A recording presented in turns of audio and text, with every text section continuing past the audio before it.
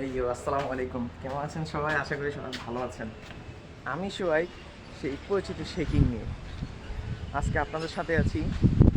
আমি যেই দোকানে জব করি ওই দোকানের ছাদে আর কি, ওই মার্কেটের ছাদে আজকে রাস্তা দিয়ে আসার সময় ব্লগ করতে পারি নাই। আবার আমি 2 দিন হলো ব্লগ আপলোড করছি। যদি আপনারা চারদিকে দেখেন কেউ নাই, 2 দিন হলো আমি ব্লগটা আপলোড করছি।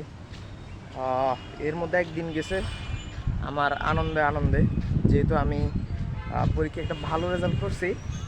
হয়তো আপনারা আমার আগের ভিডিওতে দেখছেন আমার রেজাল্টটা, তাই ওই কারণে একদিন আপলোড করে নিই খুশিতে আত্মহারা হয়ে, যেটা একদম উচিত হয়নি।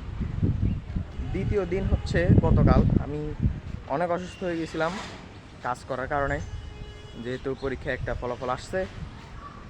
স্যারদের একটা স্যারদের একটা নাস্তা করলাম এই টাইপের কিছু, ওই কারণে অনেক খাটাখাটনি হওয়ার কারণে কাইন্ড অফ অসুস্থ হয়ে গেছি। এখনও সর্দি, সেই সর্দি আমার সাথে এখনও আছে।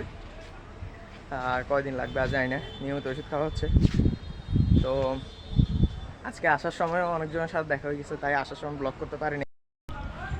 ওকে, আমার ব্লগটা অফ হয়ে গেছিলো কারণ আমার মোবাইলে তেমন স্টোরেজ নাই, তাই আর কি। তাই এখন আমি ছোটো একটা ব্লগ আপডেট জানার জন্য এই ব্লগটা করা। ইনশাল্লাহ দেখা যাক সামনে কি হয়। সবাই আমার জন্য দোয়া করবেন। আল্লাহ হাফেজ।